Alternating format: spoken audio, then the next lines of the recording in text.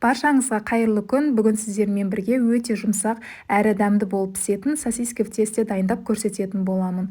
Бұл тағамды мен өте жақсы көремін. Әрдайым мектептің кезінде асханадан сатып алып жейтінмін.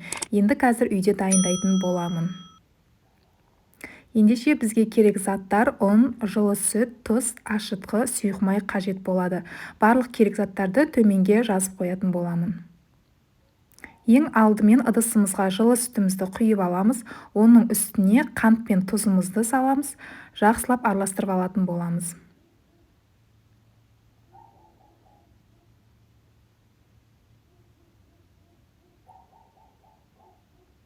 Енді оның үстіне құрғақ ашытқымызды салып, тағы да бір жақсылап араластырып аламыз. Және де оның үстіне сұйық майымызды құйып шығамыз.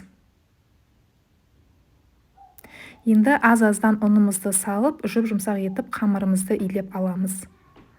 Ұнымызды бірден барлығын салып жібермеңіздер, аз-аздан салып, осылай қолдың көмегімен қамыр илеп шығатын боласыздар.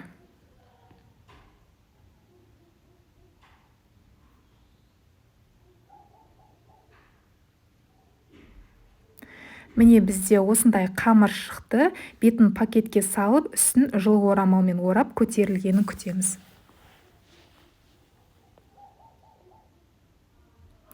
Міне менде 1-1,5 сағаттай қамырым тұрып көтерілді.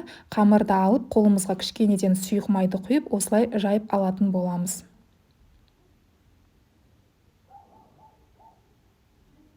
Ешқандай да ұн себудің қажеті жоқ, осылай оқтаудың көмегімен жайып аламыз. Себебі сұйық маймен майлап алғандықтан жабыспайды.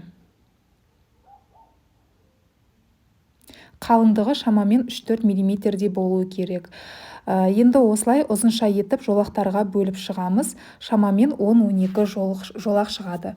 Видеода көрсетілгенде қамырды осылай кесіп шығасыздар. Енді сосискаларымызды пленкасынан босатып дайындап алатын боламыз. Алдын ала барлығын осылай орап шығатын боласыздар.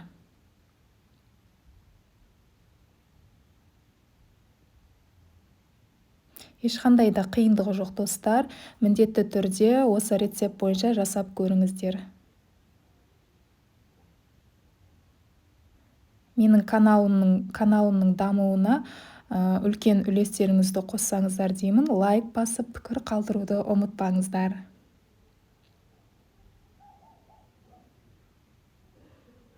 Сіздерге тағы бір рет көрсетіп шығайын оралу жолын.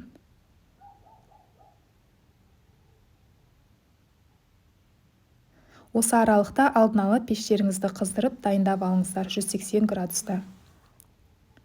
Енді бір жұмыртқамызды алып, жақсылап шайқап, бетіне жағып шығатын боламыз.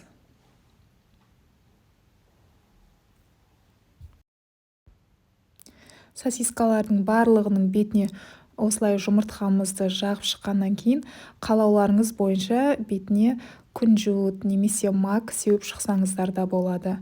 Сеппесеңіздер де өз қалауларыңыз. Астын майлауды ұмытпаңыздар. Егер сіздер пергамент қағаз болып, пергамент қағаздың үстіне төсейтін болсаңыздар, астын майлаудың қажеті жоқ. Осымен біздің жұп-жұмсақ болып пісіп шықты сосиска в тестамыз. Арасы да толықтай піскен. Міндетті түрде жасап көріңіздер. Сіздерге ұнайды деген сенімдемін. Алдағы уақытта түрлі жаңа рецепттер шығатын болады каналымда. Міндетті түрде тіркеліп алыңыздар.